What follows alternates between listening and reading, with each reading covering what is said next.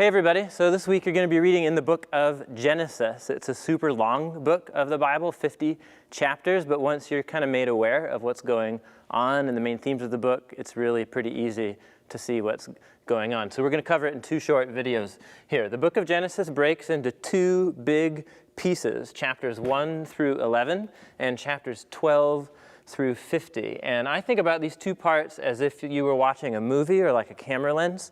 And in chapters 1 through 11, it's about the story of Yahweh and the whole world. Yahweh, the creator God, and the whole world. But right here at chapter 12, the camera focuses in from the whole world just into one guy and his family, a guy named Abram, who later be named Abraham. And here's how the two parts relate. We'll just cover what's going on in this first half of the book here in this little video.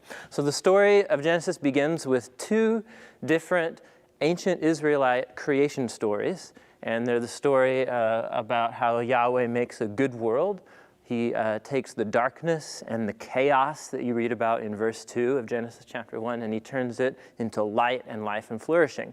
And he makes these creatures, these God-like creatures, named humans, or Adam in Hebrew, and he gives them a commission to rule over the earth, to steward, to care for it, to tend to the garden, to multiply, flourish, and so on. And he gives them a real sweet piece of real estate, and he gives them a choice to obey, and trust his wisdom or rebel. And the humanity chooses rebellion from the Creator. And that begins in chapter 3.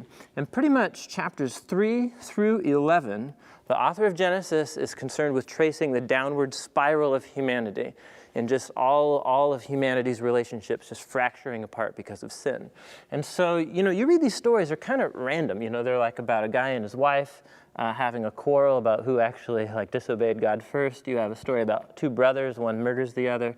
You have a story about a guy who marries two women, the first polygamist in the Bible, and he begins kind of the oppressive institution of polygamy and then murders a young boy for hitting him.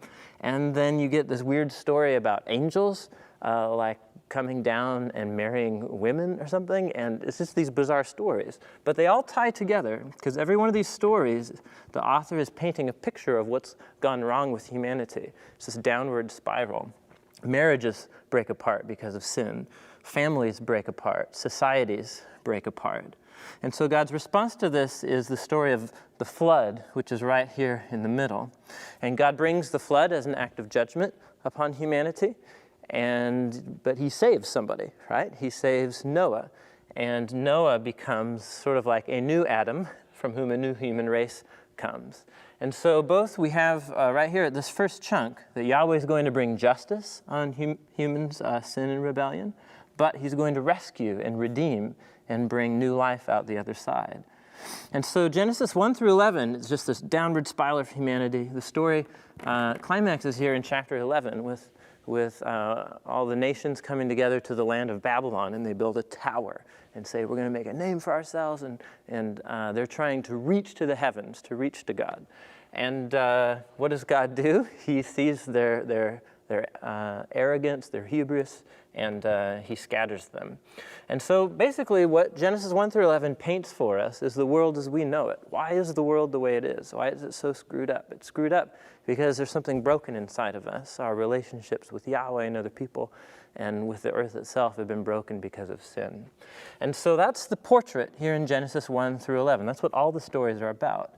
And so the question that the author of Genesis poses you with then is you look at the world around you, and it's totally screwed up. People are screwed up. What is God doing about it? What is God's response to a world in rebellion? And God's response is the rest of the book of Genesis. And the key hinge piece of the entire book is right here in chapter 12, verses 1 through 3. God calls one guy out of the rebellious nations, a guy named Abram. And he makes a promise to him that he's going to bless Abram. He's going to make him into a great nation.